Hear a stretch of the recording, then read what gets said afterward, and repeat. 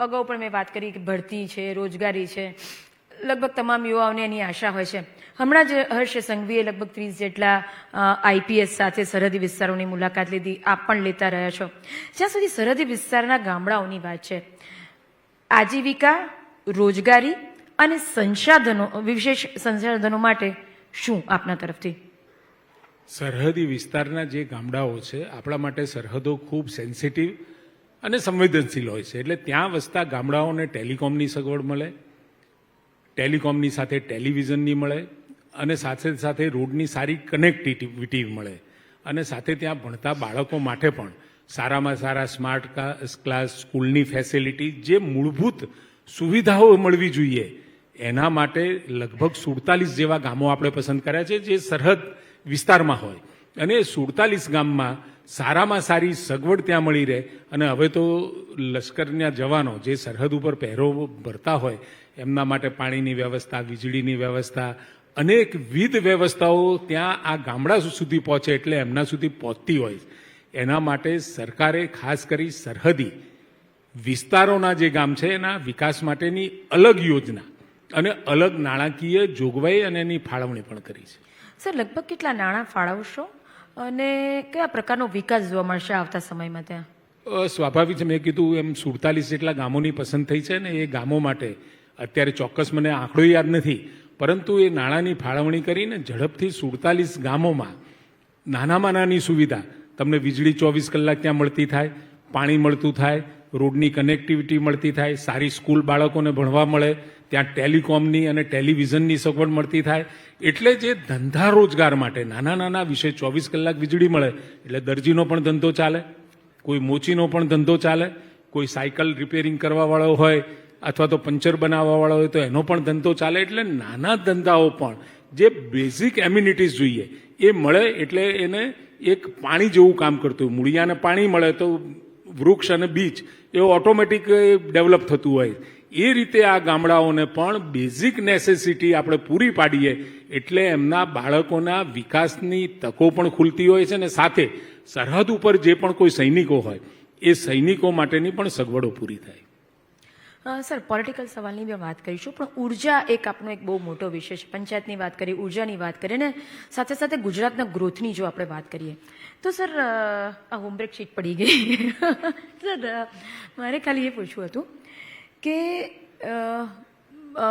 ઉર્જા ક્ષેત્રે ભારતનું વિઝન છે કે ઝીરો વિઝન સાર્થક કરવાનું, નેટ ઝીરો વિઝન સાર્થક કરવાનું છે. હવે જેમ તમારે મને સુધારવું પડ્યું ને, આ બધાને સુધારવું પડશે એ કે મોટાભાગના લોકોને સર કાર્બન ક્રેડિટ ખબર નથી હોતી, નેટ ઝીરો વિઝન એટલે શું ખબર નથી હોતી. મારે પહેલાં ત્યાંથી શરૂઆત કરવી છે ને પછી એ સમજવું છે કે ગુજરાત એમાં ક્યાં કેટલે. નેટ ઝીરો એટલે રિન્યુએબલ એનર્જી દ્વારા કન્વેન્શનલની જગ્યાએ કાર્બનનું જે ઉત્સર્જન થાય છે એને ઓછામાં ઓછું ઘટાડવાનો પ્રયત્ન અને એને સેટ ઓફ કરવાનો પ્રયત્ન, એટલે નેટ ઝીરો. સ્વાભાવિક છે, કન્વેન્શનલ વીજળી હોય, કોલસો આવે અને આપણે બાળીએ, રાખ પણ પેદા થાય, એની સ્લરી પણ પેદા થાય, અને સાથે એ જે ધુમાડો આકાશમાં જતો હોય એના દ્વારા એ કાર્બનનું ઉત્સર્જન થતું હોય. પરંતુ આપણે તો સનાતન ધર્મમાં માનીએ છીએ, જળ, વાયુ, અગ્નિ, પૃથ્વી એને મૂળ શક્તિ ગણીએ છીએ. જળમાં શક્તિ રહેલી છે, એમાં જે ઉર્જા રહેલી છે તે ઉર્જાને ઉત્પન્ન કરવાનું કામ, સૂર્યમાં જે ઉર્જા રહેલી છે એ ઉર્જા થકી વિદ્યુતમાં પેદા કરવાનું કામ, ઉર્જામાં પેદા કરવાનું કામ, અને જીઓથર્મલ સુધી હવે આપણે પહોંચ્યા છીએ. ધરતીના પેટાળમાં રહેલી ગરમીમાંથી પણ આપણે ઉર્જા પેદા કરી શકીએ. હાઇડ્રો પાવર તો આપણે પેદા થતો જ હતો, કારણ કે જે ડેમો બન્યા છે ડેમોમાં એ પાણી થકી, એના ધોધ થકી એ વીજળી પેદા કરી અને આપવાનું કામ આપણે કરતા હતા. પરંતુ હવે જે ઓફશોર અને જે ટાઇડલ સુધી આપણે પહોંચ્યા છીએ, એટલે અનેક રિન્યુએબલ એનર્જીના સ્ત્રોત દ્વારા કે જેમાં કાર્બનનું ઉત્સર્જન ના થાય અને વાતાવરણ, પર્યાવરણ, અને પહેલી જો કોઈ સોલર પોલિસી બની હોય અથવા તો વિન્ડ પોલિસી બની હોય તો ગુજરાતમાં બની છે. અને આજે પણ આ સોલર પોલિસીમાં આપણે દેશમાં આપણે ગણીએ કે 4 ધાબા ઉપર સોલર પેનલો લાગી છે, દેશની વાત કરું તો એ 4 પૈકી એક આપણી ગુજરાતની છે. એટલે આપણે રિન્યુએબલ એનર્જીમાં પણ ખૂબ સારું એવું લગભગ 65 ગીગાવોટ જેવું આપણું ઉત્પાદન છે. એમાંથી 40 જેટલું તો આપણે રિન્યુએબલ એનર્જી અને એમાં 22% એ સોલર એનર્જી આપણે પેદા કરીએ છીએ. વિન્ડ પણ 16% જેવી કરીએ છીએ. એટલે રિન્યુએબલ એનર્જીનો જે વિચાર હતો અને એ જે પોલિસી અમલમાં મૂકવાનું કામ આદરણીય નરેન્દ્રભાઈ મોદી સાહેબ હતા, અહીંયાથી ચાલુ થયું. કારણ કે એમને પર્યાવરણની પણ ચિંતા હતી. કારણ કે વીજળીની માંગ તો ઉદ્યોગો વધે અને જ્યારે વાઇબ્રન્ટની શરૂઆત કરી, ઉદ્યોગો ગુજરાતમાં આવતા થયા, સ્થપાતા થયા, ઇલેક્ટ્રિસિટીની માંગ વધી, ખેડૂતોને ઇલેક્ટ્રિક કનેક્શન્સ આપ્યા, એટલે સ્વાભાવિક વીજળીની માંગ તો પેદા થાય.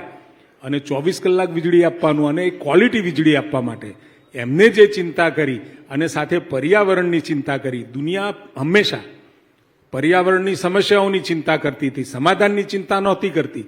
એ સમાધાનની ચિંતા જે તે વખતે આદરણીય નરેન્દ્રભાઈએ કરી અને આજે આખો દેશ આ રિન્યુએબલ એનર્જી, જળ, વાયુ અને અગ્નિમાંથી વીજળી વગર કોઈ પણ હાનિકારક તત્વો પેદા થયા સિવાય એ લોકો સુધી પહોંચે એનો પ્રયત્ન આજે આખો દેશ કરતો થયો છે.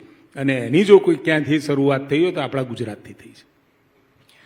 સર, વીજળીની આપણે વાત કરીએ કે વીજળીની સમસ્યા ગુજરાતમાં ખાસ એટલી નથી જોવા મળતી, એ વાતનો હું પણ સ્વીકાર કરું છું. કારણ કે પાવર કટ ઓલમોસ્ટ ગુજરાતમાં બહુ ભાગ્યે જોવા મળે. પરંતુ સર, જ્યાં સુધી સર ખેડૂતોને વીજળી પૂરી પાડવાની વાત છે, રાત્રે તો પાડો છો, દિવસે માટે કોઈ વિશેષ આયોજન કે કોઈ પ્રયોજન વધારાનું કર્યું છે? વધારાનું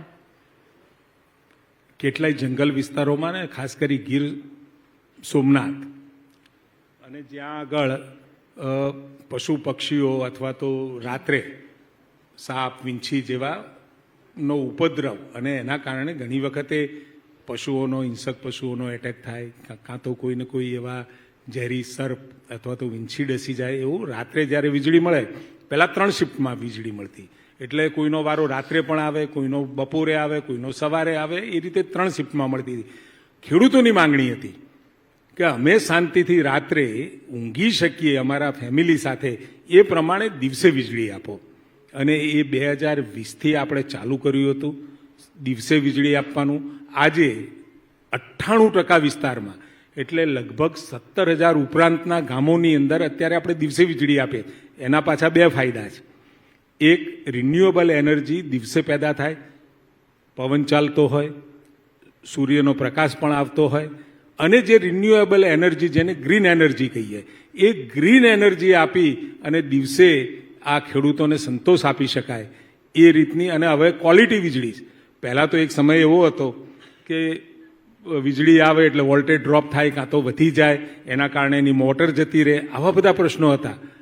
અને ઉત્તર ગુજરાતની અંદર ટેટા કદાચ તમે નામ નહીં સાંભળ્યું હોય, પરંતુ ટેટા લગાવી અને એ વીજળી વધારવાનું કામ એ થતું.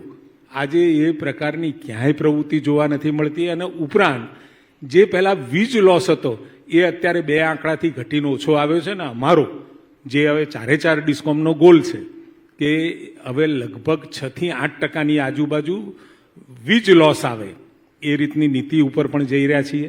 એટલે એકંદરે આખા ગુજરાતની અંદર વીજળીની સમસ્યા હવે નથી. અને એમાં પણ હવે રિન્યુએબલ એનર્જીનો આપણે વધારો કરી રહ્યા છીએ. એટલે સ્વાભાવિક છે કે પરંપરાગત એટલે કન્વેન્શનલ વીજળી અને બિનપરંપરાગત વીજળી, આ બંનેનું સંતુલન સાધી કાર્બન ઉત્સર્જન એ ઓછામાં ઓછું થાય એ દિશામાં ગુજરાત આગળ વધી રહ્યું છે. અને 2030 સુધીમાં અત્યારે 40 ગીગાવોટ છે અને 2030 સુધીમાં આપણે 100 ગીગાવોટ, 2035 સુધીમાં 150 ગીગાવોટ, એટલે 75 વર્ષ ગુજરાતના પૂરા થાય એ વખત 100એ પહોંચવાનો મનોરથ આપણી ગુજરાત સરકાર, ગુજરાતી વહીવટી તંત્ર સેવી રહ્યું છે. અને સાથે જ્યારે 100 વર્ષ 2047માં પૂરા થાય એટલે 300 ગીગાવોટ રિન્યુએબલ એનર્જી પેદા થાય એ રીતનો આખો રોડ મેપ આપણો બન્યો છે.